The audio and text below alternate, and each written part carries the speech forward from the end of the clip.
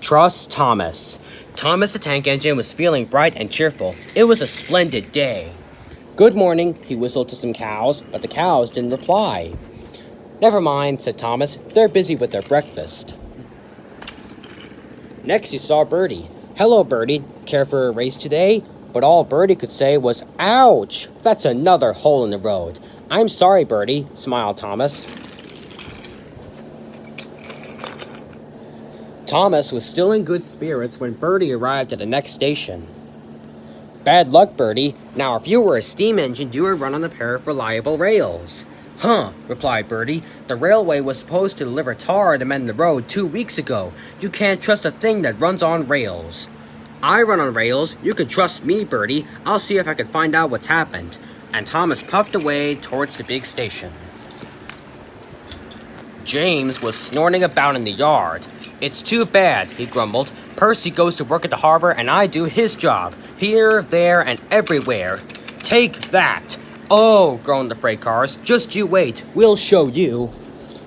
Gordon laughed. I'll tell you what, James. If you pretended to be ill everywhere, you couldn't shun freight cars here or go to the quarry there, could you? What a good idea, agreed James. Look, here comes Thomas. I'll start pretending now. Thomas was sorry to see the engines looking miserable. Cheer up, he puffed. It's a beautiful day. Yes, grumbled Gordon, but not for James. What's the matter? Asked Thomas. He's sick, replied Gordon. Yes, he is. I am, stuttered James. I don't feel well at all.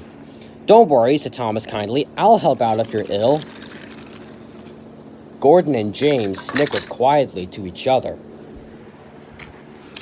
Some of James's cars were coupled behind Thomas and he steamed away to the quarry. The cars were still cross. We couldn't pay James back for bumping us, so we'll play tricks on Thomas instead. One engine is as good as another. But Thomas didn't hear them. He collected all the stone from the quarry, then set off back to the junction.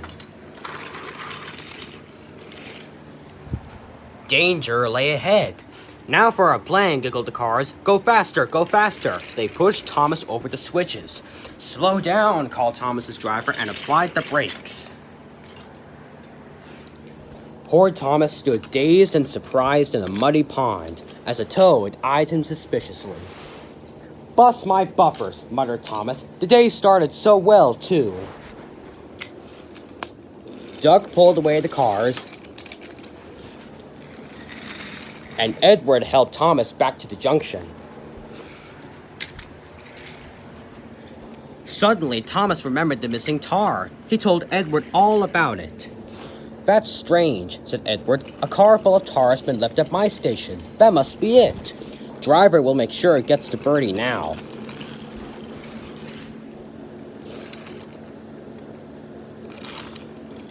Later, James spoke to Thomas. I'm sorry about your accident, he muttered, and so is Gordon. We didn't mean to get you into trouble.